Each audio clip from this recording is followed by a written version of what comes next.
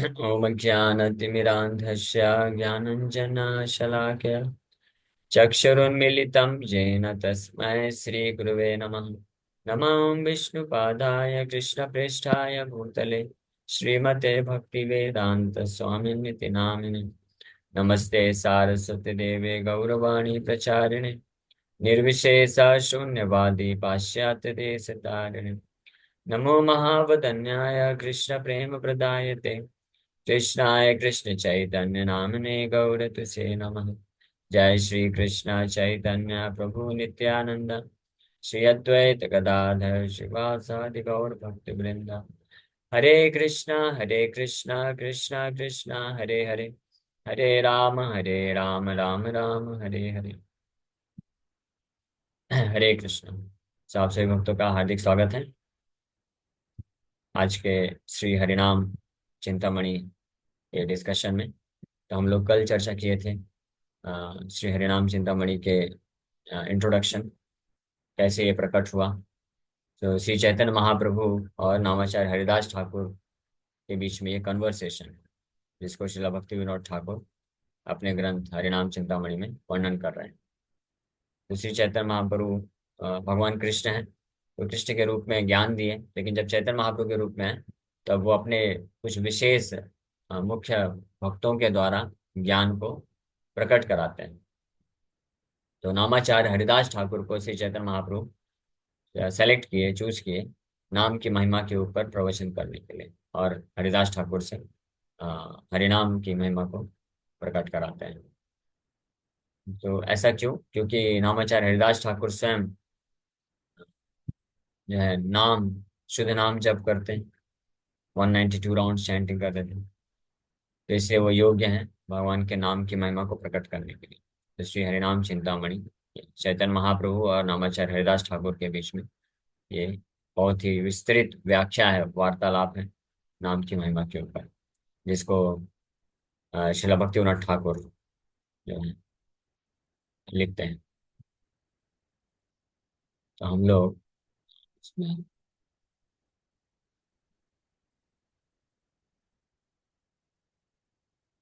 धीरे धीरे आगे बढ़ेंगे। पहले दो तीन सेशन कुछ हम लोग इंट्रोडक्शन लेंगे।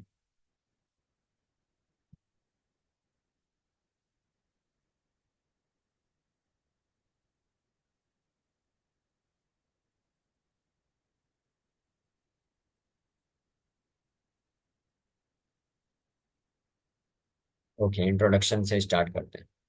सो इंट्रोडक्शन भी श्रीला भक्तिविनोद ठाकुर द्वारा लिखा गया है हरिनाम चिंतामणि। इसको पढ़ के हम इसके ऊपर डिस्कस भी करेंगे थोड़ा। So this is not an ordinary book. ये जो ग्रंथ है ये साधारण ग्रंथ नहीं है। Only persons who have firm faith in Lord Chaitanya and in devotional service and who take shelter of the holy name are qualified to understand this book. वाह!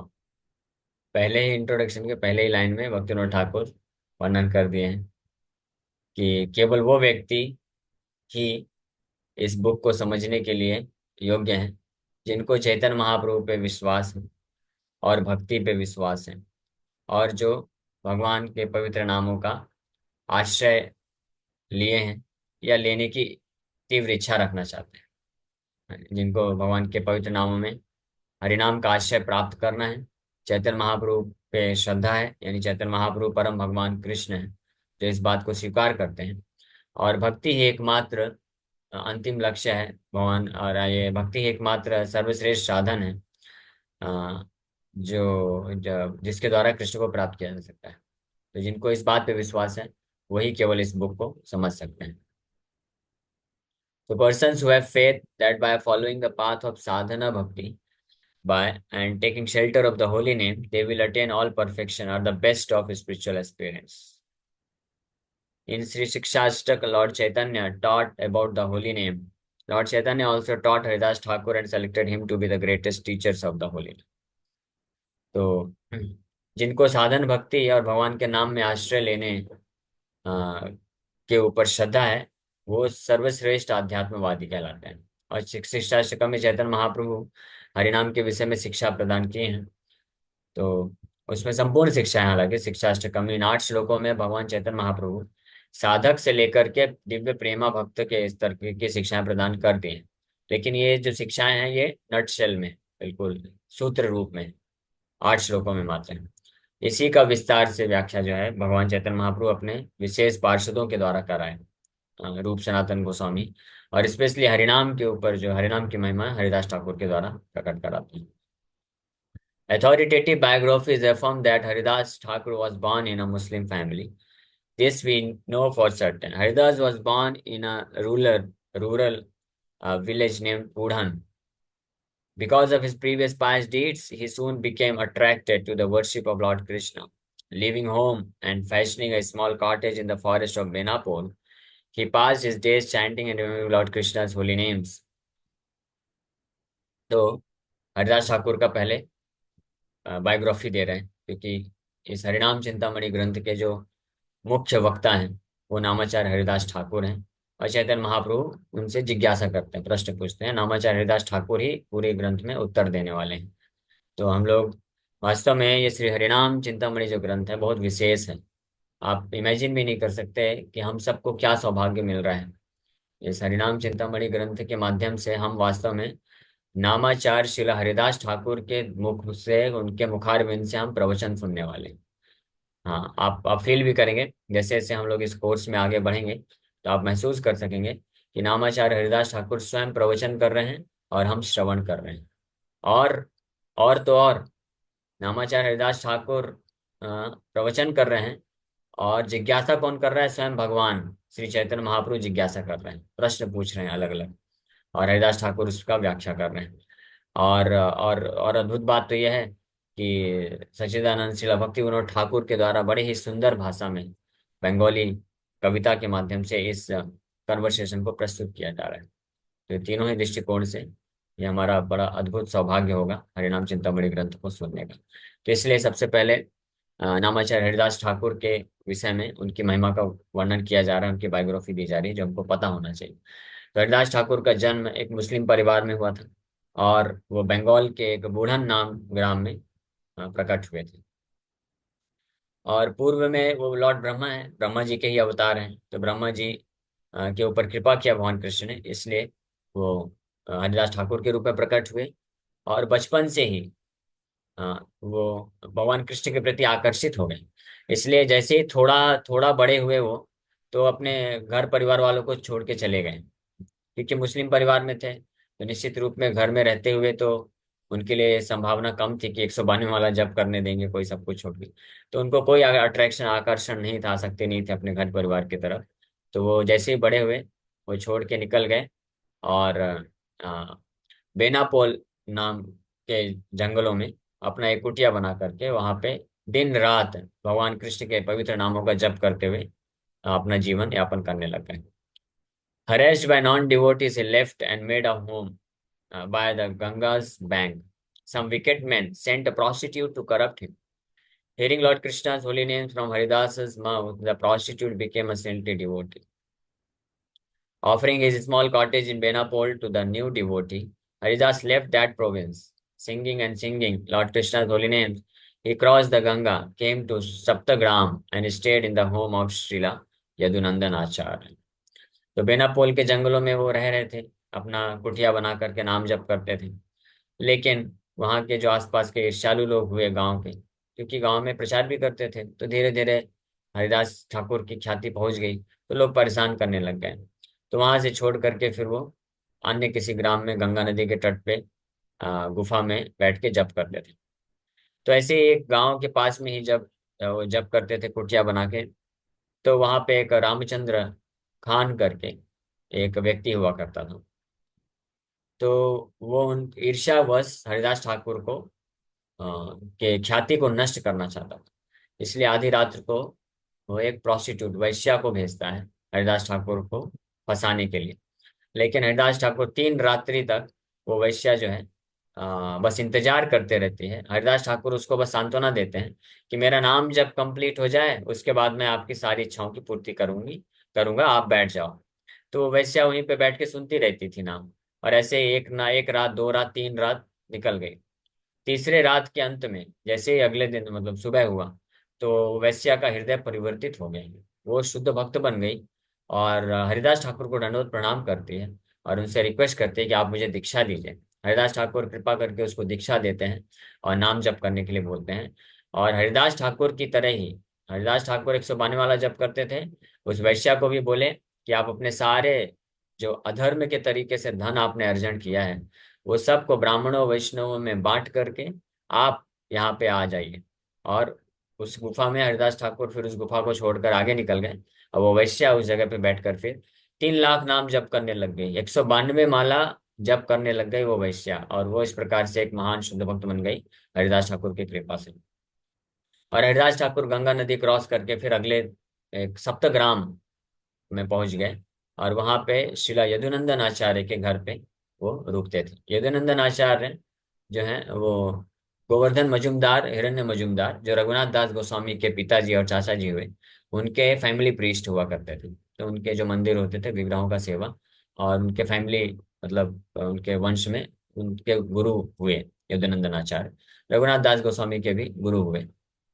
So, accompanied by Yadunandan Acharya, again and again he attended meetings hosted by the rent collectors, Sri Hiranya and Govardhan.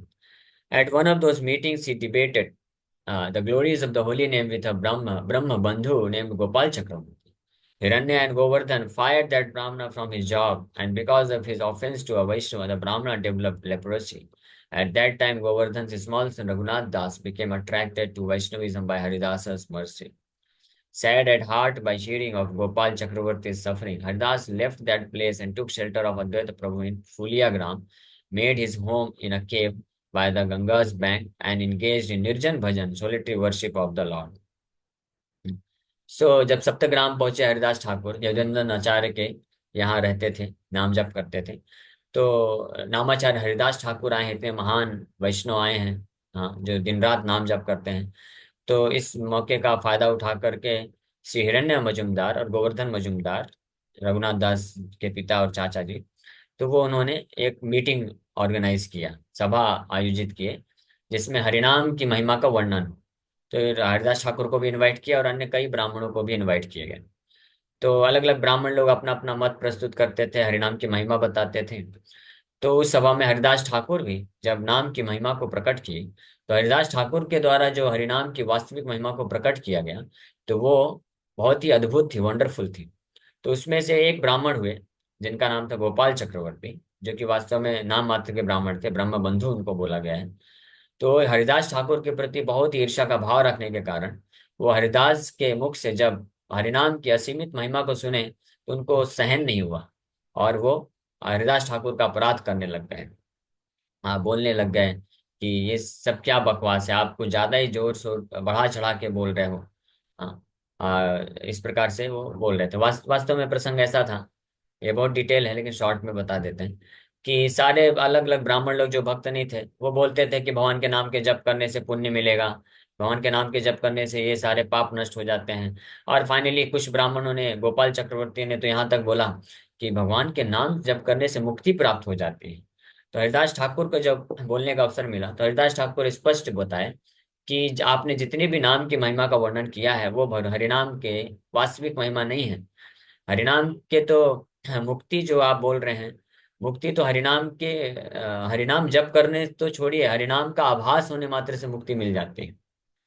हरिनाम की वास्तविक महिमा तो है कृष्ण पदे प्रेम धन, कृष्ण के प्रति आकर्षण, आसक्ति और प्रेम प्राप्त हो जाता है, यह हरिनाम की वास्तविक महिमा है।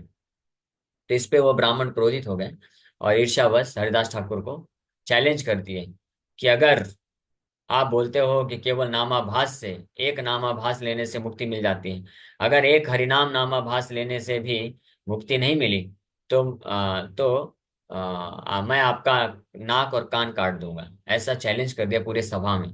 तो सारे सभा में बाकी जो ब्राह्मण, जो वैष्णव थे, वो सब क्रोधित हो गए। और हिरण्य मजुमदार, गोवर्धन मजुमदार भी क्रोधित होकर के उस ब्रह्म बंधु गोपाल चक्रवर्ती को निष्कासित कर देते हैं। हाँ, दंड जो है चेस्टाइज करते हैं। लेकिन हरिदास ठाकुर सबको शांत कराते हैं, और हरिदास ठाकुर बड़े विनम्रता के साथ बोलते हैं कि हे ब्राह्मण श्रेष्ठ, आपको कष्ट नहीं उठाना पड़ेगा। अगर भगवान के एक नामाभास लेने से मुक्ति नहीं मिली तो मैं खुद अपना नाक और कान को काट दूंगा। तो इस प्रकार से ये सब जब हाहाकार मच गया तो सभा स्थगित हो गई, और वो गोपाल चक्रवर्ती जो कि बहुत ही सुंदर दिखने दिखने में बहुत सुंदर दिखता था, उसका बहुत सुंदर शरीर था। लेकिन कुछ ही दिन में उसको लेप्रोसी हो गया हरिदास ठाकुर के प्रति इतना महान अपराध करने के कारण। और जो बोल रहा था कि हरिदास ठाकुर का नाक और कान काट दूंगा, तो लेप्रोसी होने के कारण उसका खुद का नाक और कान पिघल के कटने लग गया। जिस प्रकार से जब हरिदास ठाकुर को पता चला कि गोपाल चक्रवर्ती को इस प्रकार की सजा मिल रही, इतना कठिन उसका जीवन हो रहा, इतना कष्ट महसूस कर रहा है, तो हरिदास ठाकुर को हृदय में बहुत पीड़ा हुई। उनको लगा कि मेरे यहाँ पे रहने के कारण जो है वो गोपाल चक्रवर्ती को कष्ट हुआ है, कष्ट हो रहा है, और उस कष्ट के कारण वो मेरे ऊपर निंदा किया, हरिनाम के हरिनाम प्रभु के का अपराध किया, महिमा को स्वीकार नहीं कर पाया, और उसके कारण उसको इतना कष्ट महसूस करना पड़ रहा है, इसलिए मेरा यहाँ रहना उचित नहीं है। तो हरिदास ठाकुर दुखी होकर के फिर उस सप्तग्राम को छोड़ करके वो शांतिपुर चले जाते हैं, जहाँ पे अद्वैताचार्य रहते हैं। फिर वहां शांतिपुर में अद्वैताचार्य के संग में रह करके वहां पे ही गंगा नदी के तट पे गुफा बना करके निर्जन भजन वो करते रहते हैं अपना। फूलिया फूलिया ग्राम, फूलिया ग्राम में जाते हैं, शांतिपुर के पास में ही फूलिया ग्राम है, वहां पे अपना भजन फिर वो निर्जन भजन करते हैं। Thinking his personal fame and glory unimportant, a devotee may leave the association of the pupil in general and live like a hermit, but the glory of a devotee can never really be hidden. In this way, Haridas's fame and glory became widespread. Hearing of it, the Muslims became angry. The Muslim king of that place had Haridas arrested and made him suffer. Haridas was filled with mercy for every living being. Not considering others' fault, he gave blessings to everyone. Leaving that place, he returned to his cave. A few days later, Lord Chaitanya came to that place. In Lord Advaita's company, Haridas met Lord Chaitanya and took shelter of his feet. From that time on, Lord Chaitanya engaged Haridas in preaching the glories of the holy name. When Lord Chaitanya went to Jagannath Puri, Haridas followed and lived by a Siddha Bakul tree.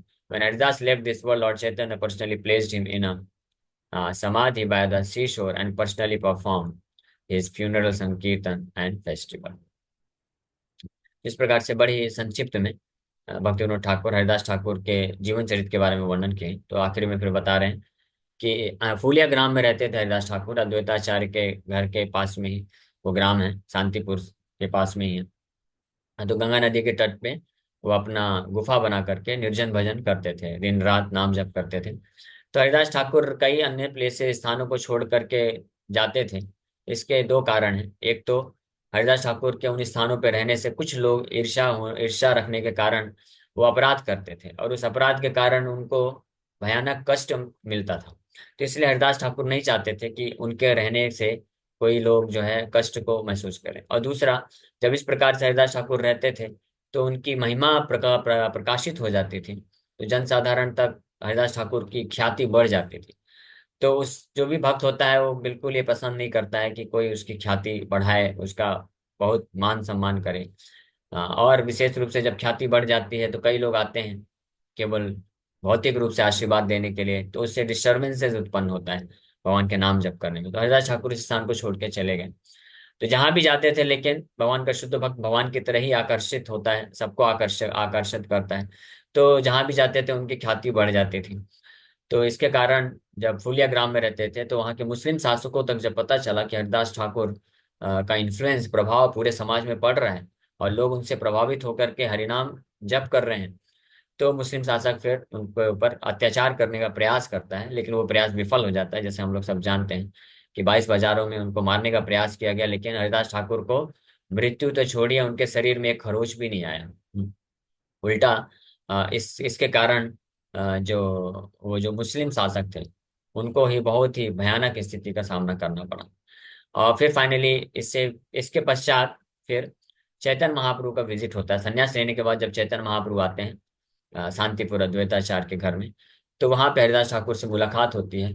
और हरिदास ठाकुर को चैतन्य महाप्रभु प्रेरित करते हैं और हरिनाम की महिमा का प्रचार प्रसार करवाते हैं। और फिर जब चैतन्य महाप्रभु शांतिपुर से जगन्नाथपुरी की ओर चले जाते हैं, वहां पे अपना हेडक्वार्टर बना लेते हैं, तो हरिदास ठाकुर भी अब फुलिया ग्राम छोड़ करके वहां जगन्नाथपुरी में जा करके फिर अपने जो है अंतिम समय तक वहीं पे निवास करते हैं। तो जगन्नाथपुरी से ही थोड़ी दूर पे समुद्र के किनारे जो है सिद्ध बकुल नाम का एक स्थान है, वृक्ष है। तो सिद्ध बकुल का वृक्ष था वो।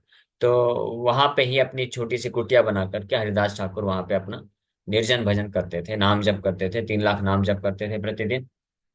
और इसलिए उस बकुल का नाम भी हो गया सिद्ध बकुल, वो बकुल भी सिद्ध हो गया। तो चैतन्य महाप्रभु प्रतिदिन, हाँ प्रतिदिन जो है जगन्नाथपुरी से, जगन्नाथ मंदिर से जगन्नाथ भगवान का महाप्रसाद लेकर के हरिदास ठाकुर के पास आते थे, उनको प्रसाद खिलाते थे और उनसे वार्तालाप करते थे, नाम हरि नाम की महिमा का श्रवण करते थे। हरिदास ठाकुर मुस्लिम परिवार में जन्म लेने के कारण बड़े ही विनम्र अपने आप को महसूस करते थे और कभी भी जगन्नाथ मंदिर में प्रवेश करने की चेष्टा नहीं करते थे, वो हमेशा दूर ही रहते थे।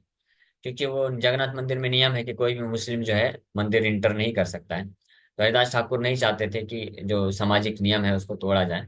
तो श्री चैतन्य महाप्रभु हरिदास ठाकुर के इस विनम्रता के भाव से बड़े प्रसन्न हुए, और इतने प्रसन्न हो गए कि स्वयं जगन्नाथ, चैतन्य महाप्रभु जगन्नाथ ही, तो जिन जगन्नाथ को दर्शन करने के लिए हरिदास ठाकुर को अलाउ नहीं किया जाता था, लेकिन बड़े विनम्रता पूर्वक उसको स्वीकार करके जगन्नाथ मंदिर से थोड़े दूर में जाकर के अपना जो है कुटिया बना करके भजन करते रहते थे, वही जगन्नाथ चैतन्य महाप्रभु के रूप में, जगन्नाथ अपना महाप्रसाद लेकर के डेली दर्शन देने के लिए और महाप्रसाद देने के लिए हरिदास ठाकुर के पास आया करते थे। और न केवल प्रसाद देते थे बल्कि उनके पास बैठ के कथा करते थे, कृष्ण कथा करते थे, हरिनाम की महिमा का जो है प्रचार प्रसार कराते थे, अपने सभी भक्तों को लेकर के आते थे। और ऐसे फिर बाद में जब रूप सनातन गोस्वामी भी जब भी विजिट करते थे वृंदावन से, तो वो हरिदास ठाकुर के पास ही रहते थे, क्योंकि हालांकि रूप सनातन गोस्वामी तो श्रेष्ठ ब्राह्मण थे, लेकिन मुस्लिम शासक के अंडर में सेवा करने के कारण वो प्रधानमंत्री और जो है वित्त मंत्री बने थे। तो इसके कारण ब्राह्मण समाज से उनको निष्कासित कर दिया गया था, और उसको उनको भी मुस्लिम लोग समझते थे, तो इसलिए वो भी जगन्नाथ मंदिर में कभी प्रवेश नहीं करते थे। वो भी हरिदास ठाकुर के साथ कुटिया में वहां रहते थे जब भी जगन्नाथपुरी आते थे। इस तरह से जीवन यापन करते करते फाइनली अंतिम समय में स्वयं भगवान श्री चैतन्य महाप्रभु के का दर्शन करते हुए और उनका नाम उच्चारण करते हुए शरीर छोड़ते हैं हरिदास ठाकुर। और चैतन्य महाप्रभु पर्सनली उनको अपने गोद में लेकर के हरिनाम संकीर्तन करते हैं, उनका स्नान कराते हैं और उनको समुद्र के किनारे उनका समाधि देते हैं। और समाधि देने के पश्चात फिर हरिदास ठाकुर के इस तिरोभाव महोत्सव को मनाने के लिए चैतन्य महाप्रभु खुद जो है फीस्ट का आयोजन करते हैं और सभी भक्तों को खिलाते हैं। तो इस प्रकार से थोड़ा सा हरिदास ठाकुर के जीवन चरित्र के ऊपर हम लोग आज चर्चा किए हैं। क्योंकि यही हरिदास ठाकुर फिर जब जगन्नाथपुरी में रहते हैं तो चैतन्य महाप्रभु से मिलते थे, और चैतन्य महाप्रभु जिज्ञासा करके जो उनसे हरिनाम की महिमा के विषय में पूछते थे, वही कन्वर्सेशन जो है ये जो है ये श्री हरिनाम चिंतामणि ग्रंथ में है। तो हम लोग धीरे धीरे आगे उसको और पढ़ेंगे विस्तार से। Okay, so thank you very much. अगर किसी वक्त को कोई प्रश्न तो पूछ सकते हैं। उसके पहले मैं रिक्वेस्ट करूंगा एक और, कि हरिदास ठाकुर के ऊपर हमने बहुत ही संक्षिप्त रूप में उनके बायोग्राफी, जीवन परिचय हमने सुना। तो यूट्यूब में एक बहुत अच्छा वीडियो है नामाचार्य हरिदास ठाकुर के ऊपर, तो मैं उसका लिंक हम लोग शेयर कर देंगे चैट बॉक्स में भी और ग्रुप में भी डाल देते हैं। अगर आप भक्तों को किसी को समय मिले दिन में तो आप देख सकते हैं। हरिदास ठाकुर का जीवन परिचय आपको और विस्तार से मिल जाएगा, और हम लोग कल फिर इस चर्चा को और आगे बढ़ाएंगे। Okay, thank you very much. किसी वक्त का कोई प्रश्न है पूछ सकते हैं। हरे कृष्णा। प्रभु जी, ये जानना था कि अगर कोई जीवात्मा लंबे समय से भक्ति करे, या फिर मतलब कुछ क्षणों में भी भगवान को पाया जा सकता है, भगवान की शुद्ध भक्ति। तो कुछ क्षणों में भी पाया जा सकता है भगवान की भक्ति करके, लेकिन वो उसके सीरियसनेस और समर्पण पे निर्भर करता है।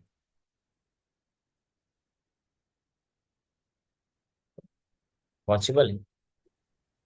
क्योंकि कभी कभी प्रभु जी भक्ति का उतार चढ़ाव हो जाता है, जैसे भौतिक जगत के इतने काम हो जाते हैं और भक्ति में इंसान थोड़ा पीछे हो जाता है, 4 6 दिन 10 दिन, और फिर अपनी भक्ति पे लग जाता है। हाँ, तो प्रयास करते रहना चाहिए, प्रयास करने से धीरे धीरे संभव हो पाएगा, है ना? इसीलिए हम लोग हरि नाम की महिमा सुन रहे हैं, गीता भागवत की महिमा सुन रहे हैं, तो उससे हमको प्रेरणा फिर मिलता है। जी धन्यवाद। ओके, हरे कृष्ण, हरे कृष्ण।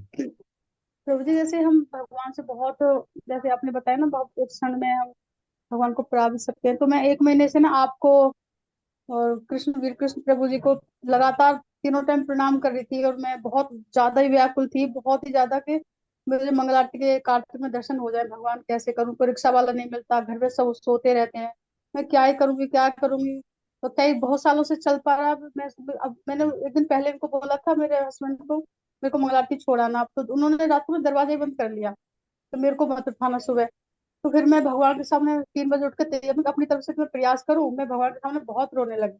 तो एक अचानक प्रभु जी का दरवाजा खुला, और मेरे को ना कुछ बोले, और मेरे को मंगल आरती छोड़ाए, और फिर सुबह भी अपने आप ही खुले। तो मैं कह रही हूँ, ये भक्तों का आशीर्वाद है, क्या मतलब कैसा चमत्कार है, मतलब जिसके लिए मैं इतना बहुत ही ज्यादा दुखी हुई। तो भगवान मतलब सही मेरे लाइफ बात। में बहुत बड़ा चमत्कार सा हो गया, ठीक है। जबकि वो मेरे को रोकते थे। और पहले तो बिल्कुल भक्ति में तिलक भी वैसे ही लगा दी थी, मतलब के नाराज होने से। और अब मेरे अंदर इतना सही बात। अनुकूल हो गए, तो मतलब भगवान बहुत हमारे हृदय में होते हैं, पर हम अपनी व्याकुलता दिखाते हैं तो भगवान हमारे प्रेयर सुनते हैं, भक्तों के हाँ, माध्यम से सुन ली चाहे। बिल्कुल सही बात है। जब हमारे हृदय में अगर तीव्र इच्छा रहेगी और सिंसियर डिजायर जो रहेगी, सिंसियरिटी, निष्ठा रहेगी, तो भगवान अरेंजमेंट करते हैं, भगवान खुद कृपा करते हैं। ये तो कई भक्तों का प्रैक्टिकल एक्सपीरियंस है। आप में से जैसे किसी भक्त को अगर सुबह उठने में दिक्कत होती है, आप बस एक काम करिए, रात को सोते वक्त श्री चैतन्य महाप्रभु को प्रार्थना करिए हृदय से, और प्रार्थना करिए कि मैं उठना चाहता हूँ, जल्दी उठ करके आपके नाम जप करना चाहता हूँ, आप कृपा करिए मेरे ऊपर। तो आप देखिए भगवान खुद ही उठा देंगे। भगवान इस हद तक भी सेवा करते हैं। तो ये करके देख सकते हैं। इसी प्रकार से कोई भी, जैसे माता जी बताए, मंगला आरती उनको नहीं जाने देते थे, उन्होंने बस प्रार्थना किया भगवान को व्याकुल हृदय से, तो भगवान अरेंजमेंट किए। भगवान किसी का भी हृदय ट्रांसफॉर्म कर सकते हैं। लेकिन हमेशा इसमें उत्साहित रहना चाहिए।